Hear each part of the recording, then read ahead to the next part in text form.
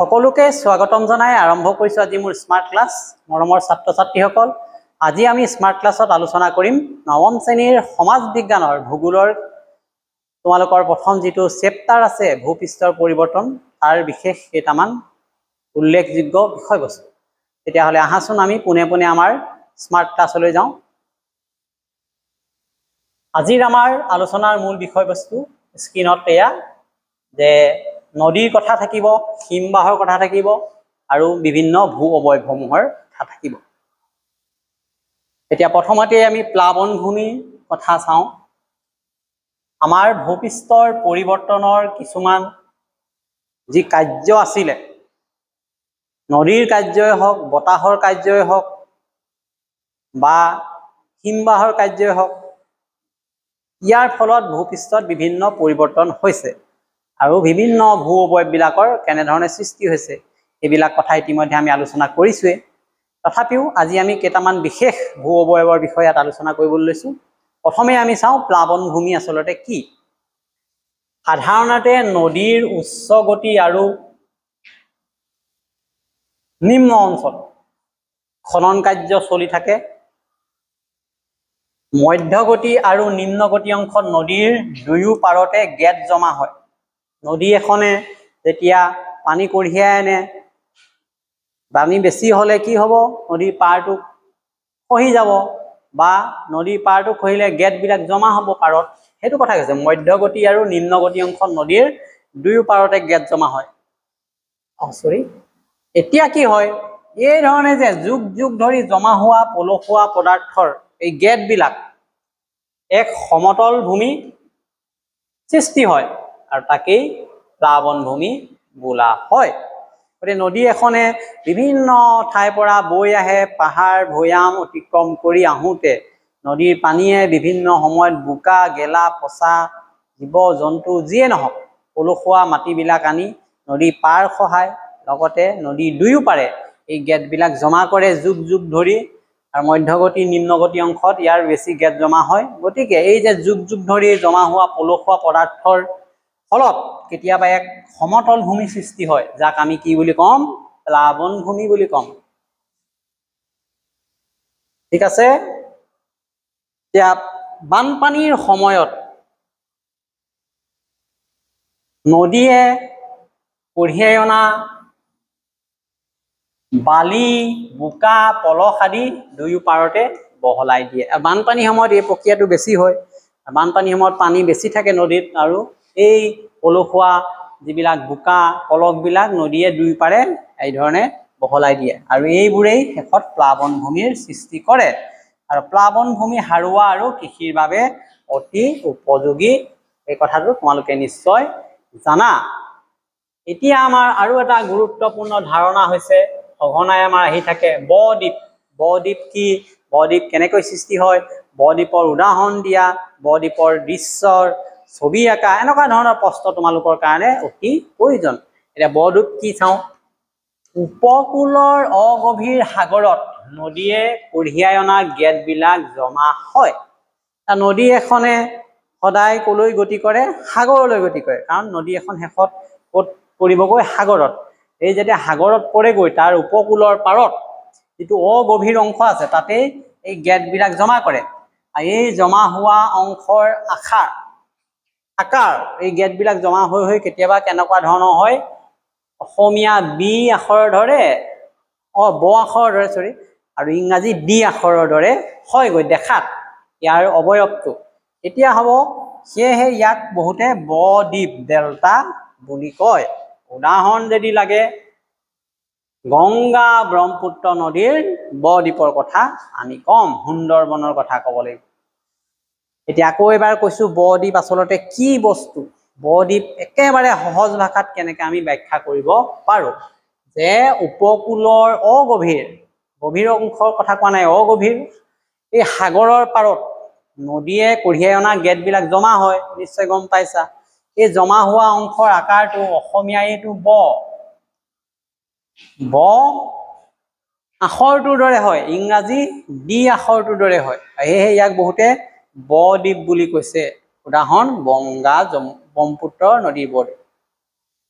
এতিয়া আহিলে আমাৰ ইনসেলবাৰ্গ এইটো এটা কনসেপ্ট তোমালোকক প্ৰয়োজন হ'ব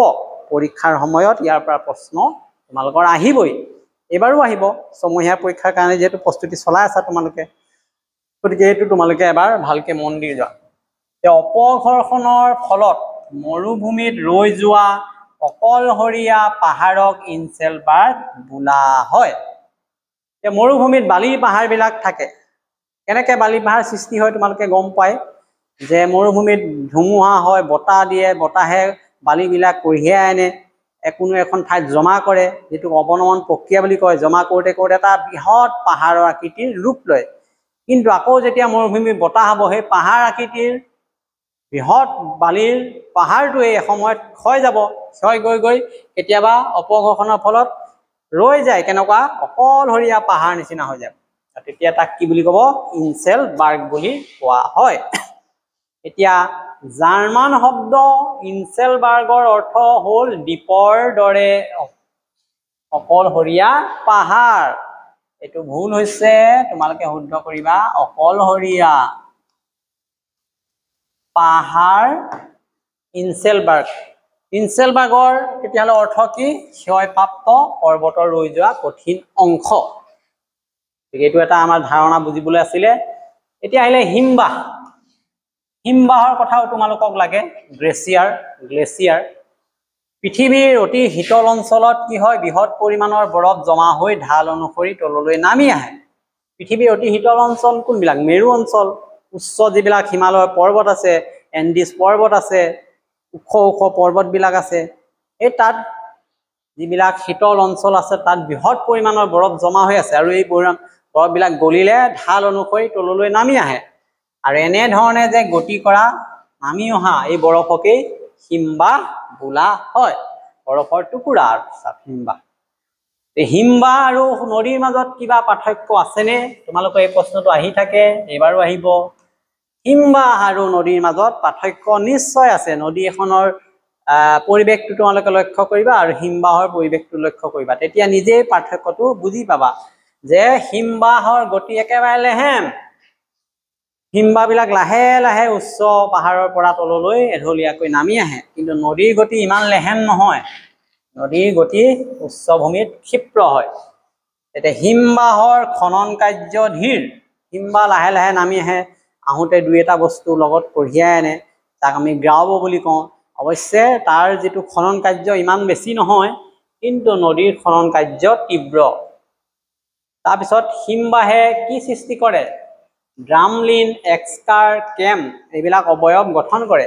আৰু নদীয়ে কি সৃষ্টি কৰে বালিচৰ প্লাৱনভূমি আদি গঠন কৰে গতিকে এইকেইটা কথা তোমালোকে ভালকৈ মনোযোগ দিবা যাতে পৰীক্ষাত আহিলে বা অন্যান্য ক্ষেত্ৰতো প্ৰয়োজন হ'লে তোমালোকে ব্যাখ্যা কৰিব পাৰা এতিয়া আমি গ্ৰাবৰ কথা কৈ আছিলোঁ এই গ্ৰাবনো কি এইটো এটা অতি জৰুৰী তোমালোকৰ অতি জৰুৰী প্ৰশ্ন হিমবাহে যে উচ্চ পৰ্বতৰ পৰা এঢলীয়া ঢালে নামি আহে অকলে নামি নাহে তাৰমানে কি হয় হিমবাহে নামি আহোঁতে বৰফৰ লগতে কঢ়িয়াই আনে বালি পাথৰ শিলগুটি আদি যিবিলাকক আমি কি বুলি কওঁ এটা নতুন নাম দিছোঁ গ্ৰাব বুলি কওঁ মৰাইন গ্ৰাবৰ কেইবাটাও ভাগ আছে কেইবা প্ৰকাৰো আছে কি প্ৰকাৰ চাওঁ আহা তেতিয়াহ'লে প্ৰথম পাৰ্শ্ব গাব ভূমি গাব মধ্য গাব পাৰ্শ্ব গাব কি লেটাৰেল মৰাইন হিমবাহৰ দুয়ো দাঁতিয়েদি যিবিলাক গাব আহে সেইবিলাক কয় পাৰ্শ্ব গাব আকৌ ভূমি গাব হিমবাহ উপত্যকাৰ তলিয়েদি যে বৈ আহে উপত্যকাৰ তলিয়েদি বৈ অহা হিমবাহক ভূমি গাব বুলি কোৱা হয় মধ্য গাব হিমবাহ মিলি যোৱা ঠাইত গঠিত গাব দুটা হিমবাহ যেতিয়া একেলগে আহি বিভিন্ন দিশৰ পৰা মিলিব এইটো কয় মধ্য গাব আৰু প্ৰান্ত গাব একেবাৰে শেষত হিমবাহৰ অন্তিম সীমাত জমা হোৱা পদাৰ্থবিলাকক কি বুলি কয় প্ৰান্ত গাব গতিকে মৰমৰ ছাত্ৰ ছাত্ৰীসকল অতি সংক্ষেপে অতি কম সময়ত আমি অতি গুৰুত্বপূৰ্ণ কেইটামান বিষয়বস্তু তোমালোকৰ সৈতে শ্বেয়াৰ কৰিলোঁ তোমালোকে ভালকৈ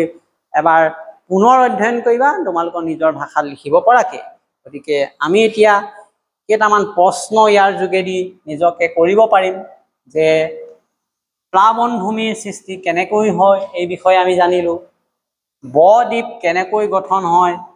কিয় ইয়াক বদ্বীপ বোলা হয় এই কথাও আমি জানিলো ইনসেলবার্গ কি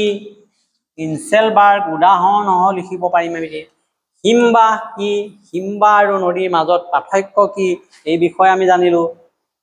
তাৰ পিছত জানিলো গ্ৰাব কি তাৰ বিভিন্ন প্ৰকাৰসমূহ আমি বৰ্ণনা কৰিব পাৰিম গতিকে সংক্ষেপে শেষত আমি কেনেকৈ ক'ব পাৰো গোটেই আলোচনাৰ বিষয়খিনি এনেকুৱা ধৰণৰ তোমালোকে চোৱা নদী হিমবাহ আৰু প্ৰাকৃতিক শক্তিবোৰে পৃথিৱীৰ ভূ আকাৰ গঠনত গুৰুত্বপূৰ্ণ ভূমিকা পালন কৰে হয়নে নদীয়ে প্লাবনভূমি বদ্বীপ গঠন কৰে হিমবাহে ড্ৰামলিন গ্ৰাব আদি গঠন কৰে মৰুভূমিত অপঘৰ্ষণৰ ফলত ইনসেলবাৰ্গ সৃষ্টি কৰে গতিকে এইখিনি কথা আজি আমাৰ আলোচনাত আছিলে গতিকে তোমালোকক পুনৰ জ্ঞান সাগৰ সলিউশনৰ পৰা ধন্যবাদ জনাইছো মোৰ এই ভিডিঅ' চাই থকাৰ কাৰণে পৰৱৰ্তী সময়ত এনেকুৱা সুন্দৰ ভিডিঅ' পাই থাকিবলৈ নিশ্চয় যদি মোৰ চেনেলটো জ্ঞান সাগৰ সলিউশন তুমি বা তোমালোকে সাবস্ক্ৰাইব কৰা নাই কৰি ল'বা লগতে মোৰ ফেসবুক পেজ আছে পংকজ বৰা ফলো কৰি ল'বা গতিকে পুনৰ এটা নতুন ভিডিঅ' লৈ অহাৰ প্ৰতিশ্ৰুতিৰে আজি আহিছো ধন্যবাদ